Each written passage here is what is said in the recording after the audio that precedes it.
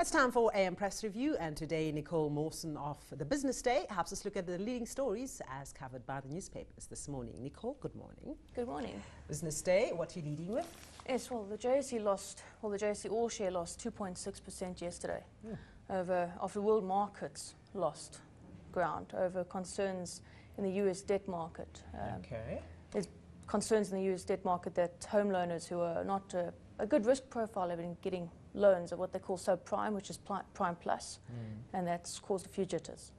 All right, and picture there of Mac Maharaj. Yes, Mac Maharaj is encouraging government to look at the prosecutions for previous atrocities with a political viewpoint, not a prosecution viewpoint. Okay, all right. And then MPs fear Neotel, maybe the new Telkom. Well, yes.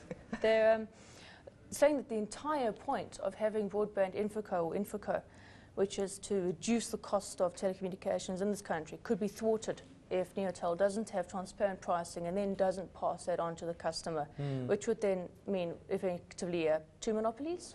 Is there such a thing? If there's such a thing, and only two players, I would say. Yeah. All right, let's take a look at, did you take a look at Beale? Yes, yes. Okay. Police in the Zim border in Messina have told farmers that you can't arrest the illegal immigrants coming in over the border who are fleeing, because that would be kidnapping. You can only arrest them if they commit a crime.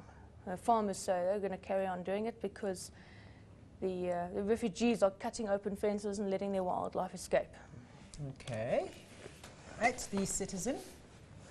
Mac Maharaj again. His viewpoint was seconded by a few other political parties, all saying that we shouldn't have a bureaucratic solution, we should have a political think tank, a multi-party think tank, to solve the atrocities and to lay them to rest. And stop the tit for tat, because that will never end. No. The Star? It's quite a gruesome tale. Shirley van Rensburg disappeared from her home a few years ago in the West Rand, and a body has since been found at a game farm in Limpopo.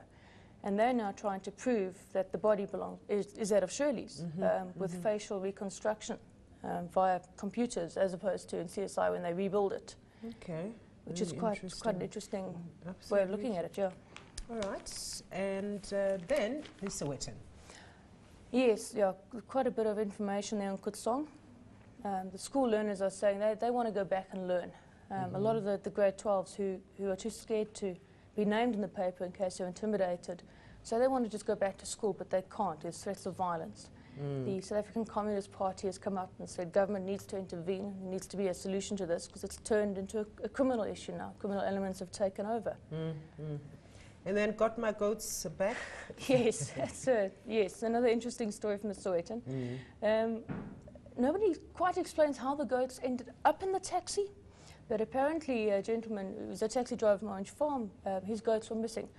And the Citizen had a photo of the goats squashed together in the taxi, and him and his goats were reunited. That's the Sowetan actually, I think, had the goats. So yes, the Sowetan. So obviously the goats were returned to their rightful owner. Yes, and he's elated. Their Times. Yes, sadly after Ryan Cox died this week after a blood vessel burst, Bobby Hunter, who won a stage in the Tour de France and is a bit of a local here at the moment, arrived home to find out that his teammate was no longer alive and best friend. Passed on. Yeah. Okay, so absolutely horrible grief there for him. Yeah, the Daily Sun. Both very young. The Daily Sun, two stories of babies who have either been left to die or have been murdered in Women's Month. The first one, a 60-month-old baby who was buried under her mom's bed after her mom had presumably killed her. Oh, my goodness. Yeah, it's quite horrible. The second one was it's an older baby who's drowned in a nappy bucket. It's quite atrocious. On that atrocious note. Thank you very much, Nicole. Nicola Mawson of the Business Day. Your 7 o'clock news is coming up in just a minute, but first let's see what else you can expect here on Morning Edition in this coming hour. We'll be looking at the Clover Mama Africa initiative as it uplifts communities by supporting selfless women who have dedicated their lives to the service of others. And then we go to the movies with Paul Dunn a little later, and he'll be looking at the film The Curse of the Golden Flower. That's still coming up here on Morning Edition. We'll take a short break now and we'll be back with the main news.